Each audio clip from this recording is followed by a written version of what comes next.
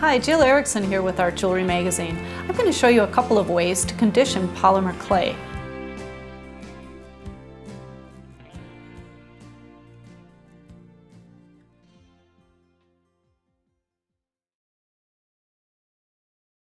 Polymer clay must be conditioned before you can work with it.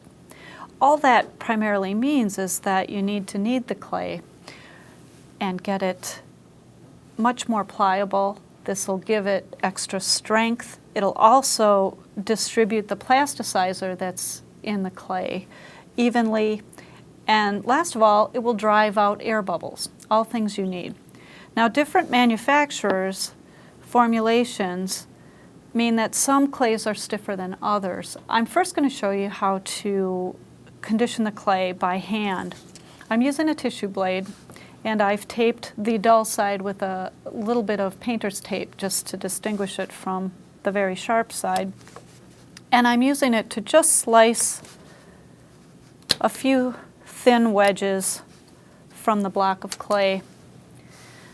I'm going to gather those up and just squeeze them a little bit into a ball.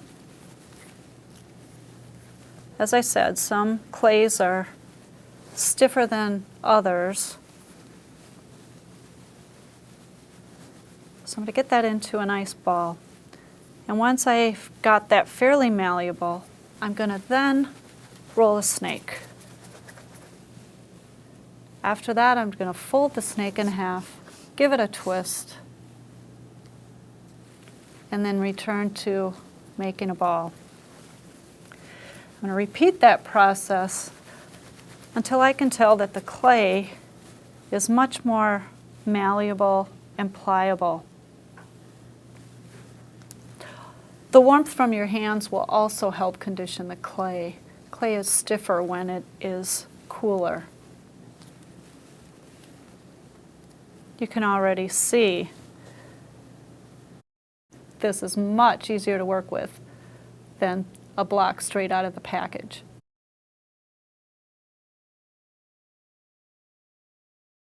Conditioning clay using a pasta machine is a great alternative to hand conditioning clay, especially if you're going to be working with the clay quite a bit. You'll take this is just a portion of a block. I'm using my tissue blade to slice the block into roughly 1/8 inch thick pieces. And then I'm going to take them and kind of fan them, pinch the edges together to make a sheet that I can feed through the rollers of the pasta machine. Now, when you dedicate a pasta machine for polymer use, that's exactly what you must do. You cannot use it again for food. It's no longer a candidate for the kitchen. So I've sort of made a seam between the slices. And pasta machines vary by manufacturer. Some of the settings are numbered so that the higher numbers create the thinnest sheets of clay, and other machines are numbered so that those higher numbers create a thick sheet. What's important when you're conditioning clay is to not overtax the rollers. You want to make sure that you put the clay through the thickest setting on your particular machine.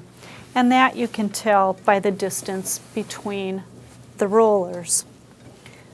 The distance where the rollers are the widest would be your thickest setting. And that's where I'm going to put the clay, feed it an edge a little through, crank it through the machine, and you'll see that it's blended those quite easily. I'm folding the clay and inserting the fold into the rollers,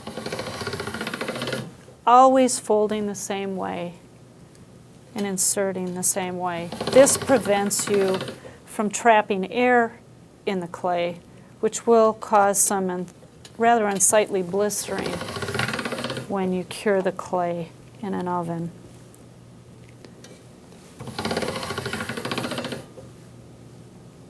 And I can tell that by feeling the clay that it's become much more pliable and easy to work with.